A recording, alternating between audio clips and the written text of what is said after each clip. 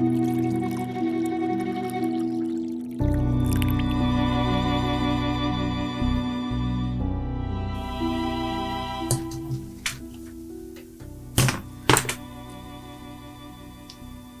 you at least uncuff him for this session so he can feel more comfortable? Madam, I am afraid I no fit do am.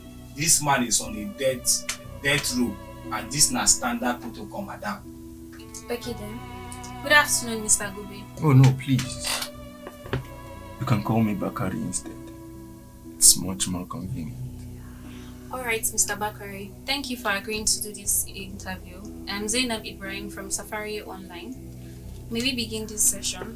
Yes, Zainab. Be my guest. So, can you start by telling us why? Why? Why is such a vague question? You're a reporter. You can do better than that. Okay. Why did you do what you did? Why did you go after the innocent? Innocent? That is what you call them. Innocent. Well, for me, they are just a menace to the society. Can you dwell further on that? Nigeria is the sixth most populous country in the world, with over 200 million people. Day in, day out, we complain that our government is incompetent, which I totally agree with, by the way. But it is because they are afraid. China took measures to control their population. Look at where they are right now. But our government, they do nothing. Because they're scared of the backlash, or they are just plain stupid. If they take measures against these people who have no value to our economy, it will be a step forward. If only I was given more time. What do you mean when you say no value to our economy? What value are they? All they do is beg and cry for help. They can't do things for themselves.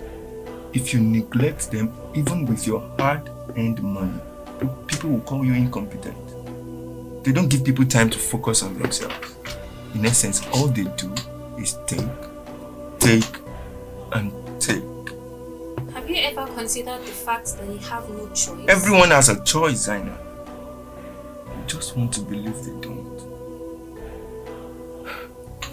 Truth is, Nigeria is congested, and something has to be done. I'm sure the people who will listen to this will agree with me, and those who don't will eventually understand. So when did you start working at St. Timothy Community Clinic? Barely a week. You're defenseless, remember?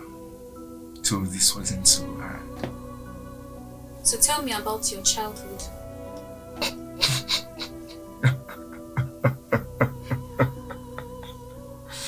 So you think something horrible must have happened to me during my childhood for me to do what I did?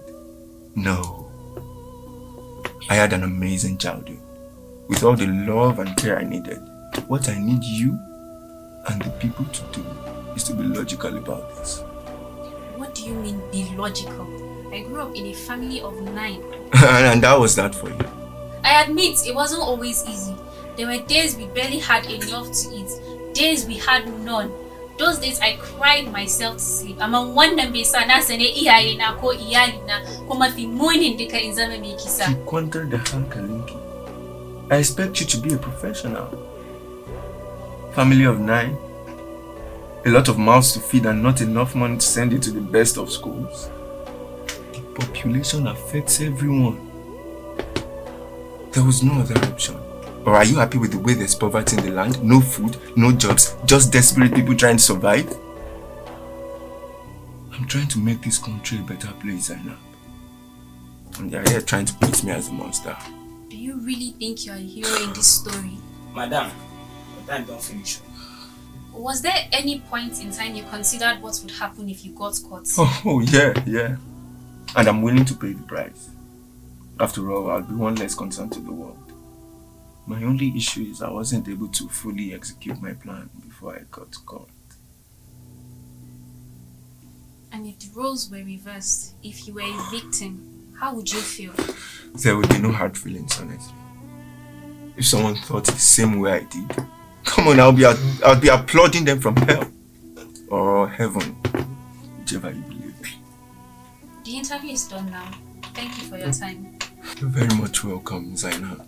And for the record, there is nothing you've said here that's convinced me that killing babies was the right choice to make.